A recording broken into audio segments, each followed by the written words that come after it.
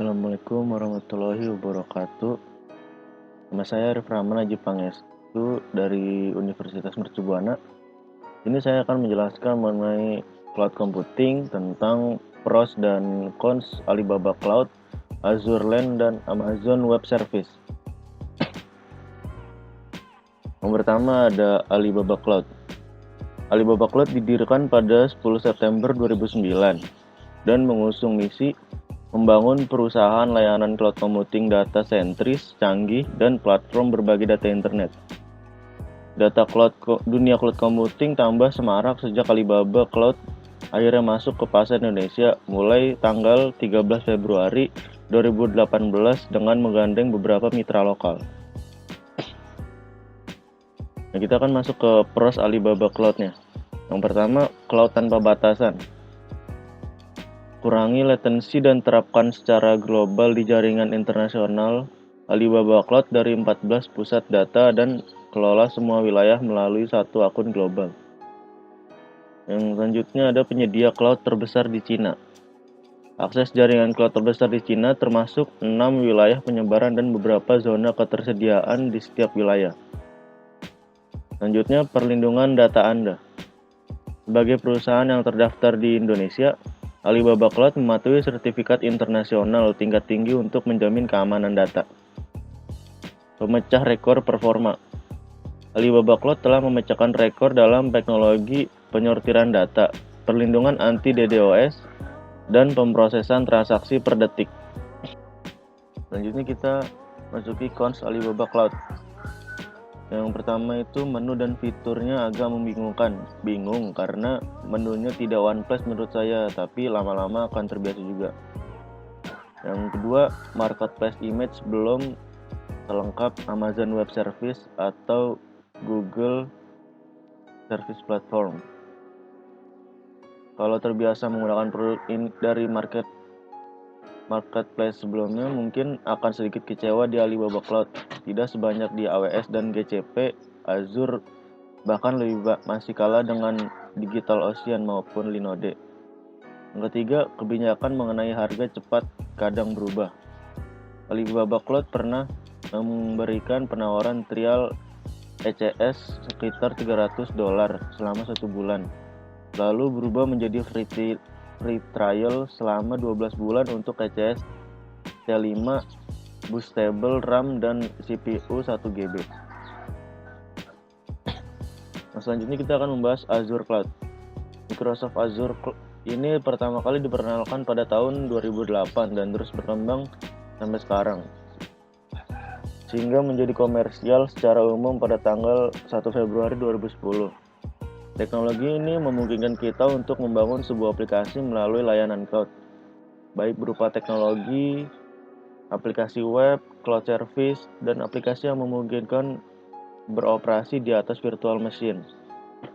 Salah satu yang menjadi keunggulan Microsoft Azure adalah kemampuan untuk menjalankan aplikasi dari berbagai jenis teknologi platform seperti .NET, Java, dan juga PHP. Selanjutnya kita akan membahas pros dan cons-nya dari Azure Land. Yang pertama, prosnya dulu. Yang pertama, familiaritas Windows. Azure ini berbasis Windows, jadi bisa menulis aplikasi dalam bahasa seperti C++ sama Visual Basic. Yang kedua ada Azure SDK.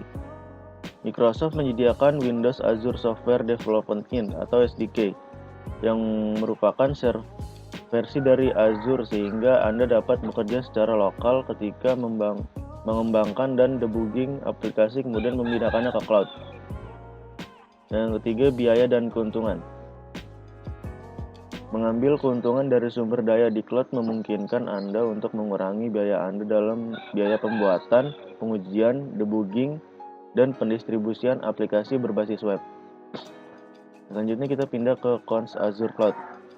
Yang pertama, membutuhkan manajemen. Artinya tidak seperti platform SaaS di mana pengguna akhir menggunakan informasi, misalnya Office 365. IaaS Azure memindahkan kekuatan komputasi bisnis Anda dari pusat data atau kantor ke cloud. Membutuhkan keahlian platform, tidak seperti server lokal.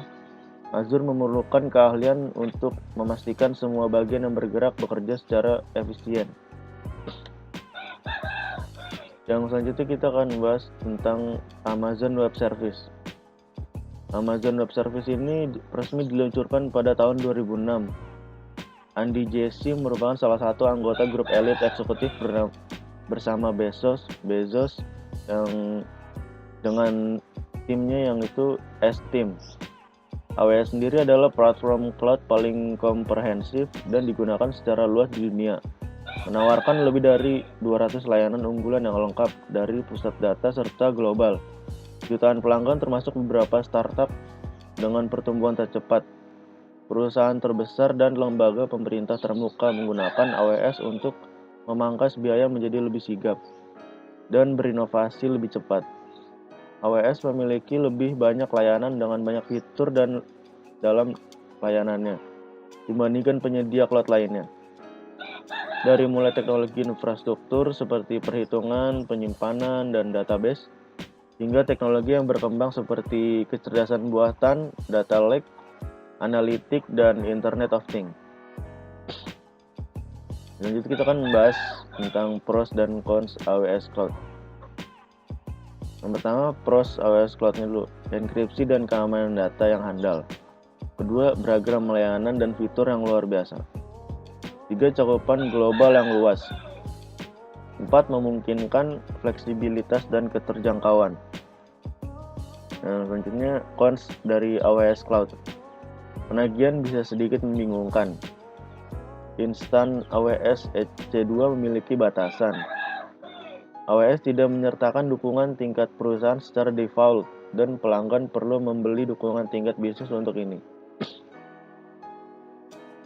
Saya rasa cukup segitu saja bisa saya sampaikan mengenai penjelasan pros and cons dari Alibaba, Azure, dan AWS Cloud.